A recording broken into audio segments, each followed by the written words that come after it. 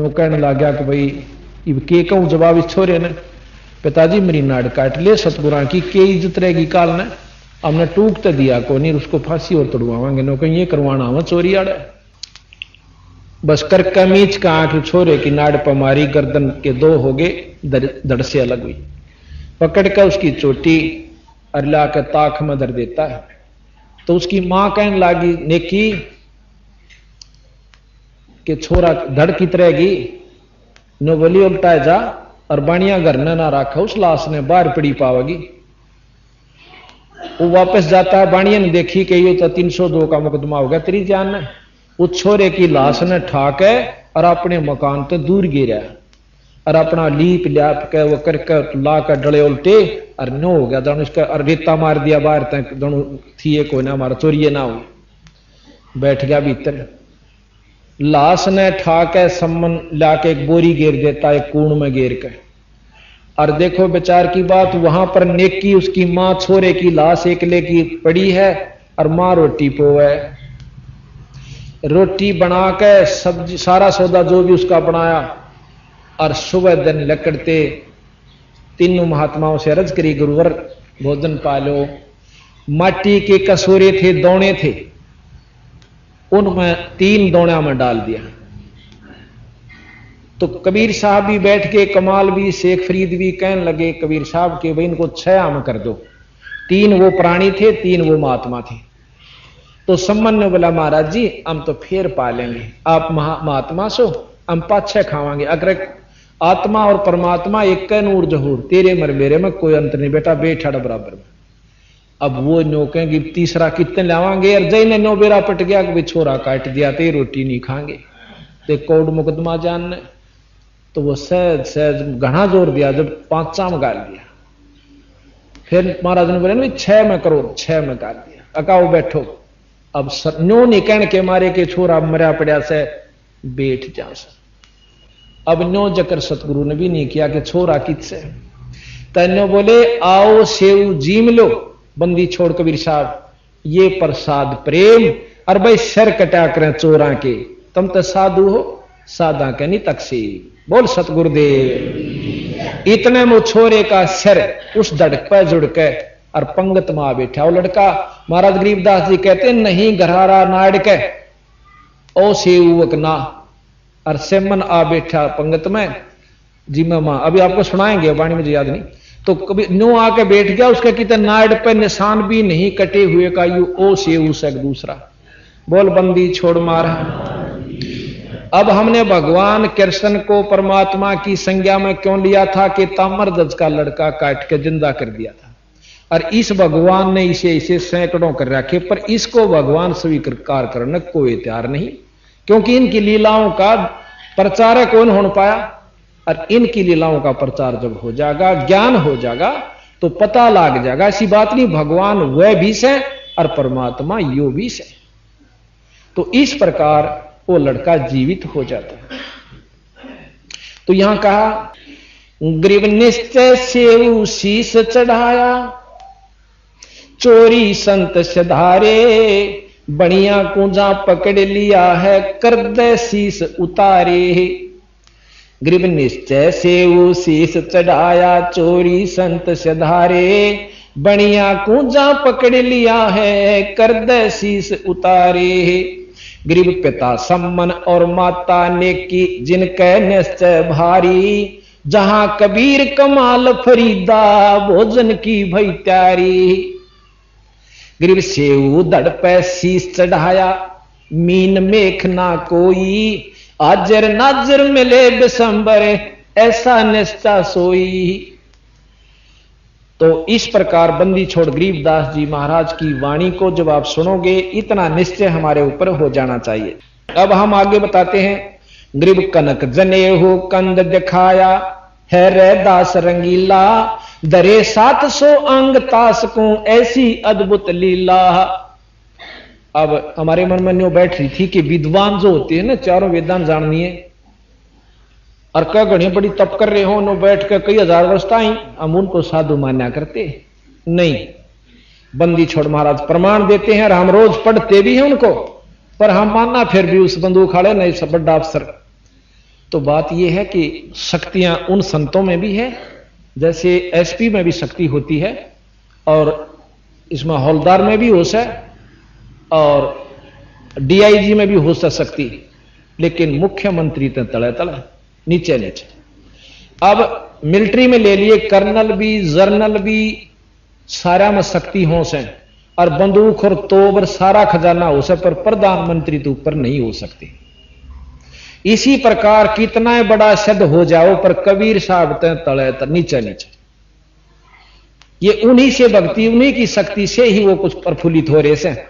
और जिस दिन इनकी मन चाहेगा उस जर्नल ने भी एक लो धर देंगे ठाक है, और कर्नल ने भी कोई भी गलती या उन्हें ना मनमानी करनी चाहिए तो उनके हुक्म से ही वह तोप चलाएंगे तो वह कामयाब रहेंगे। मन मर्जी जिस दिन बरत देंगे उस दिन ना तो वह जर्नल सर, ना कर्नल सर, ना एसपी सर, क्योंकि वह और सुप्रीम पावर से उनके। इसी प्रकार अब ये जो सिद्ध होते हैं कई बार मनमानी से अपनी सिद्धि दिखा देते, वो नरक के भागी होते, क्योंकि मनमानी सिद्धि दिखाने से वह नाजायज बंदूक की गोली चला दी। अब सिद्धि कबीर साहब दो रवि से, पर इन्होंने दिखाई नहीं हुआ बंदूक, आवश्यकता पड़ने पर चलाई तो वो कामयाब रहेंगे। जैसे बंदूक क्यों दी गई है कि उसमें कुछ नियम है, जैसे सिपाही को दी कि और किसी को पिस्तौल दिया कि इन परिस्थितियों में प्रयोग करोगे तो आप दोषी नहीं हो, और बिना किसी का अपनी मनमर्जी से वहीं ठोक दोगे तो अंदर कैद का वहां जाओगे, दोषी हो। इसी प्रकार संत कबीर साहब ने जो बताई ये बिल्कुल हम उनको एक कति जाटू उदाहरण के अनुसार आपको समझाने की कोशिश करेंगे, अपनी जितनी बुद्धि मेरी काम करे, पर इस वाणी को सबके बस का नहीं है कि इसने समझ लियो। तो यहां हमारे जो मन में विचार थे, तो एक बार रविदास जी रामानंद के शिष्य हुए। क्यों हुए?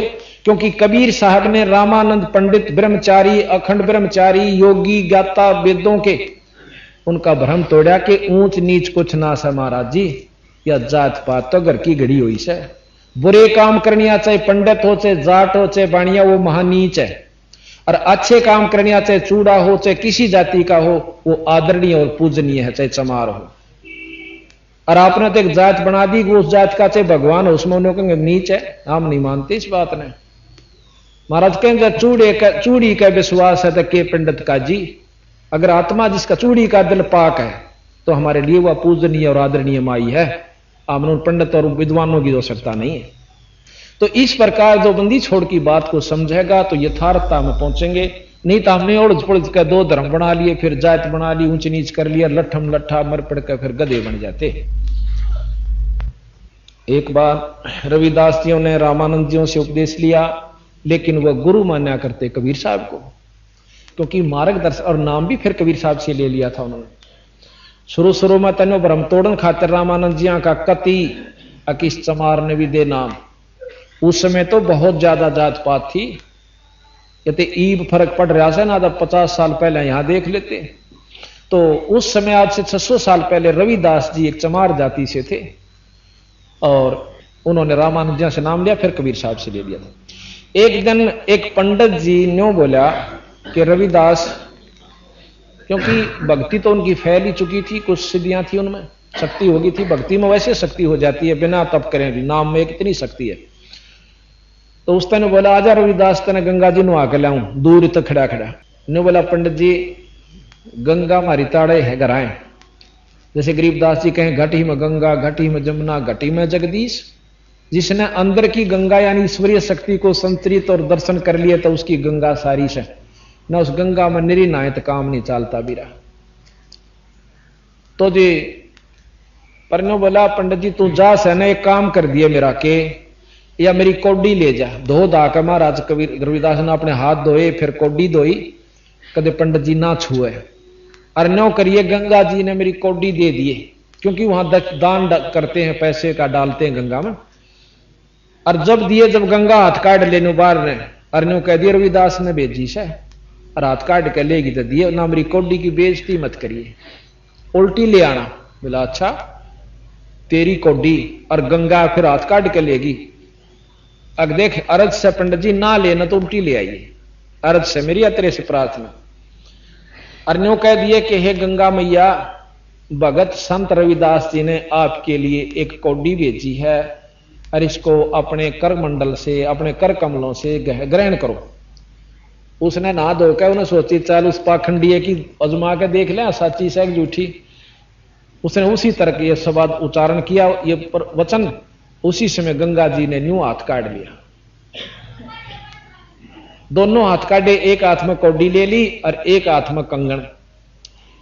नो बोली विपर जी यो मेरा कंगन उस आदरणीय पूजनीय संत रविदास जी ने दे दिए और उसकी कौडी मन कद कद मेरा इसे संत के हाथ की रिया वस्तु मुझे मिल गई, मैं तो धन्य होगी। नो लेकर कौडी और वापस चली गई।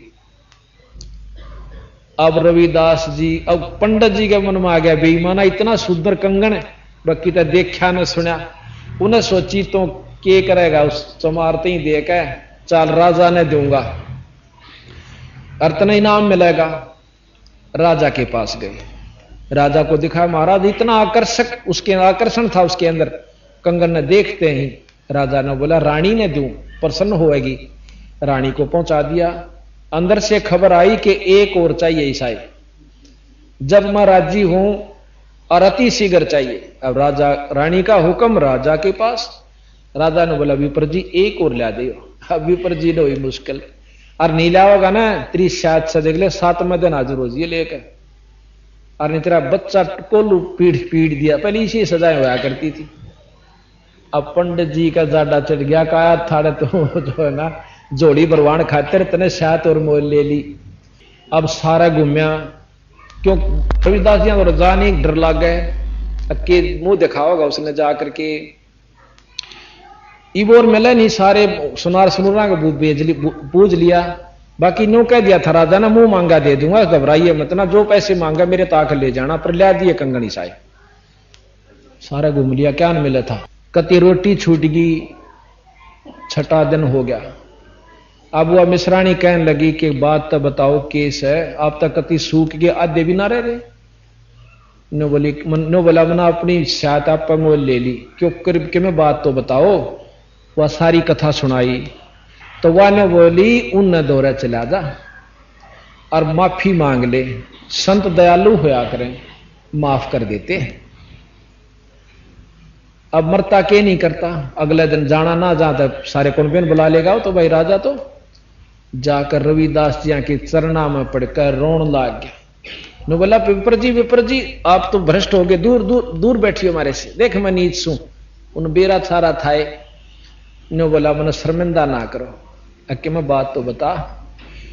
नो बता पहला तो गंगा जी नहाया। गंगा जी ने तो नाश कराया मेरा, ना नहांदा तो ये चोखा था। बोला कि मैं मेरी कौडी ली उसने, अको कौडी के का कराया मुकदमा हो रहा मेरे जी ने। फिर बता तो के होया। उस माई ने कंगन दिया था और मेरा आ गया लालच में, क्यों दिया रविदास जी थे, मैं राजा के पास ले गया। राजा ने ये वचन बोल रहा कि सर आज का दिन बीच में से जब जान बचाई जाएंगी हो तो बचा दे, ना विपर का पूरा परिवार मरेगा। सुन लागे बंदी छोड़। नो बोला तो माई में रोज नहान जाया करता, मांग लाने का दा और है।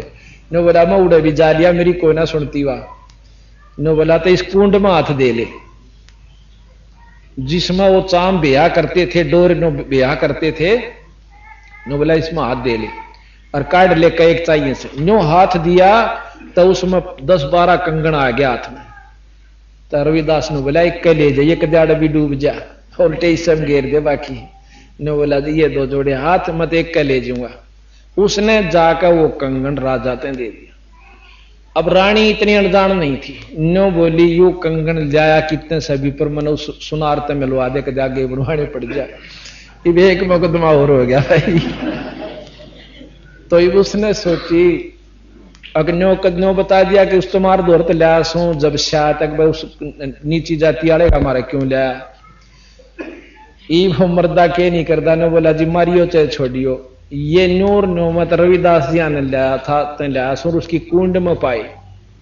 अब रानी को विश्वास हुआ कि ऐसे संत के पास तो दर्शन करने चाहिए। तो रानी बहुत विद्वान थी, समझदार थी। यह भी विचार नहीं किया कि उसने यहां बुला लो, क्योंकि संत को बुलाना आने से आ भी जाओ संत पर वो लाभ नहीं देता, क्योंकि संत के पास खुद जाना चाहिए। रानी नंगे पाया अपनी सहेलियां ने लेकर राजा से आज्ञा लेकर कि मैं संत के दर्शन करना चाहती हूं। रानी वहां पहुंचे से पता चल गया कि रानी आवे, क्यों पहला जालिए नौकर ना करे। रविदास जी ने बोला कि हो गया जवाब शैतान दो, रानी से भाई आगे बैठावांगे, जिसी में गरबोरी चिथड़े पड़े हैं बिठा दूंगा, बैठाऊंगा। आकर बैठ गई उस रानी ने, आकर नमस्कार करा, माथा टेक कर ने बोले, पूज्य ऋषिवर संत, आपके दर्शन बड़े बड़े भाग से मुझे हुए। अब रविदास जी ने भी शांति से हुई, बोली तो ठीक है, कदे के मैनू लाग जाकर एक हार और लिया दे, मैं कितने लाऊंगा इनकी खातिर, क्यों राजा की से रोड़े हुआ करें। तो हे महाराज, आप महान संत हो, मुझे कोई आत्मज्ञान बताओ। तो महाराज ने उनको ज्ञान दिया, फिर नाम लिया। उस रानी ने एक दिन भंडारा कर दिया। भंडारा किया तो अपने गुरु को बुलाना ही था, क्योंकि गुरु बिन माला फेरते, गुरु बिन देवे दान, गुरु बिन दोनों निष्फल हैं, वह पूछो वेद पुराण। भंडारा दिया और उसमें 700 विप्रों को जमाने का निश्चय किया।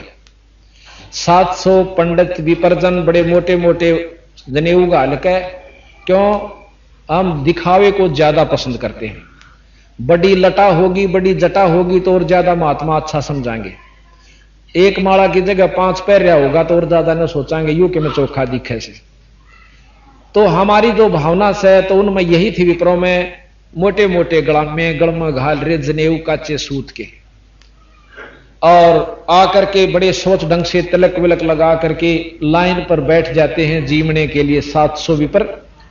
भंडारा शुरू होता है, उनमें तो एक ही नजर पड़गी कि वो चमार जो से अति भंडारे के साथ में आसन पर बैठा हुआ, क्योंकि रानी ने तो गुरु को आदर देना ही था।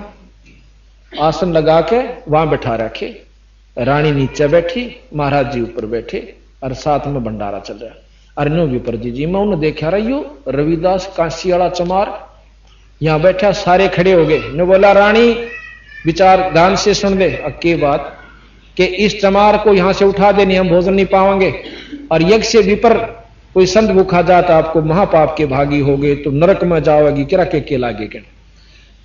अब रानी हाथ जोड़ के बोली, विपरजन ये मेरे पूज्य गुरुवर है, और गुरुदेव को मैं अपने मुंह तो न्यों नहीं कह सकती, यहां से चले जा।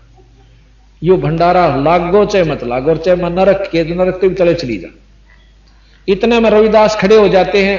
संत जी ने बोले, बेटी न्यों नहीं कहा करें संतान है, विपर जी मेरे से गलती हुई, मुझे अपनी औकात का नहीं बेरा था। रानी ने कह दिया, इसका दिल रखन खातिर बच्चे का माड़ा बैठ गया था, बाकी मेरा आड़ा बैठने का कति न्योत नहीं से। मैं तो वहां बैठूंगा आपकी जूतियां में, और मेरा वहां स्थान है। वहां से उठकर रानी ने बोली, महाराज जी आप मत जाओ, चाहिए भंडारा। ने बोला, बेटी गुरु कह वो करया करें, अपनी नहीं चलाया करें, फिर गुरु पद की आप जो ना शिष्य पद की अधिकारी नहीं रहोगी। तो इतने कहकर रानी अपना मन मार कर बैठ जाती है। रविदास जी उठकर जूतियां में जा बैठे पाछे में, जहां उनके चप्पल जूते कड़े हुए थे। फिर वह बैठ गए, गांव हुई चौधरी क्यों मान बढ़ाई सहरोड़ा, और कुछ नहीं। महाराज कहे साहेब के दरबार में गायक कोट अनंत, ये गरीबदास जी कहे 4 चीज चाव से, रिद्धि सिद्धि और मान और मेहनत, और नहीं चाहता है ना भगवान पड़ो कुएं में, पर चौधर मिल जा, जान दे आसन मिल जा, ऊंचा स्थान हो, उस तो ऊपर हो तो और बढ़िया। तो अरब लाल न बचाए तो रेत में गेर दे, और चाहे भाई तिजोरी में धर दे, कीमत में फर्क नहीं पड़ा करे। कदे को ऊपर बैठन तेन सोचा महात्मा बन जाएगा, लाल कपड़े पहन तो संत हो जाएगा, या ढाडी बढ़ान तो हो जाएगा, ये कमाई तो होया करे। हालांकि मेरे गुरुजी भी लाल वस्त्र धारण किया करते, हम निंदा नहीं करते किसी की, लेकिन जो कमाई करे चाहे किसी कपड़े हम कर लो, सफेद हो चाहे लाल हो। गरीबदास महाराज धोती कुर्ते में रहे सारी उम्र, कबीर साहब धोती कुर्ते में रहे सारी उम्र, जो यूपी का वेशभूषा थी। रविदास जी नो के नो रहे, जितने भी संत हुए उन्होंने कमाई छक्का करी, और जिन्होंने की दूसरे ढंग से भी जो वस्त्र बदल कर भी की, तो कमाई नाम की जरूर होनी चाहिए, उसे किसी में भी हो जाए। कमाई की वहां पर कीमत होती है, ना कि भेष बदलन। तो वहां बाहर बैठ गया बताया भंडारा, फिर वह खाने लग गया आराम से निश्चिंत होकर। इतनी देर में के हुआ कि 700 रूप रविदास जिया के हुए, और एक पंडित जी के साथ बैठकर भोजन खा रहे। आप नहीं दिखता उसने, पर दूसरे नो दिखा दे, तेरी साथ यू चमार रोटी खावे। ओ क्या तेरे साथ खावे, ओ क्या तेरे साथ खावे, कूदन लागे खड़े होकर भ्रष्ट हो गए, भ्रष्ट हो गए। गरीबदास जी के कूद कूद पछतावे। रविदास जी ने बैठे विपर जी इसे जूत ना मारो, वहां से आसन तो उठ गया तो यहां बैठा हूं जूतिया में, अरे नो को हमारा दोहरा बैठा, इष्टा अच्छा तो नो को नाड़ कतई चला जा। वो देखे सचो तो खड़ा, और नो 700 के 700 खड़े, और फिर नजदीक आ जाते हैं रविदास जी अपनी सिद्धि शक्ति ते। नो बोला तुम तो ये गलामा डाल रहे हो सूत का, मेरा देख सोने का है। सोने का अपनी दिव्य दृष्टि से दिखाया कि मैं सोने का जनेऊ है, मेरा भीतर से बाहर नहीं है। कहते उन 700 पंडितों ने उन सारे अपने जनेऊओं को तोड़कर एक तरफ घेर दिया, डाल दिया, और बंद उस रविदास जी के पांव पकड़ कर शस हुए। नो बोला बेटा वजन तक पांडा छूटेगा, इन पाखंडा तना बने बात। गरीबदास जी महाराज कहते हैं 100 मन सूत हुआ था उन गलाना का, ये लिख रहा क्या बंदी छोड़ने कि 100 मन सूत जहां टूटिया काशी नगर मंझार, तो भक्ति करे सो पाइए वो पूर्ण सर्जनहार। तो मतलब यह है कि जो भजन करे वो भाई इस वस्तु ने पाया करे, वैसे नहीं। तो यहां क्या है कि गरीब कनक कनक कहे सोने को, कनक जने वो कंद दिखाया है रे दास रंगीला, दरे 700 अंग तास को ऐसी अद्भुत लीला। तो ये बंदी छोड़ की वाणी को आपको निश्चय, ये तो बहुत कथाएं इसमें लगभग 100 कथा हैं, परंतु एक अंग में तो 2-4 बतेरी सुनान खातिर तो इतना समय नहीं है, क्योंकि हमने बहुत प्रकरण को लेना है। अब नो क्या करें, खांड की बोरी में तो जहां भी परखी मारोगे खांडे लकड़ेगी, इतनी परखण नहीं आए बतेरी हो से कि इसमें खांड से, और खड़की में मारोगे तो खड़े लकड़ेगी उसमें। तो सतगुरु महाराज जो है खांड की बोरी से जड़े तो छेड़ोगे, उड़े तो जो की तो पाओगे। और इसके ऊपर कबीर साहब भी अपना एक शब्द सुनाते हैं, मोकू कहां ढूंढे रे बंदे मैं तो तेरे पास में।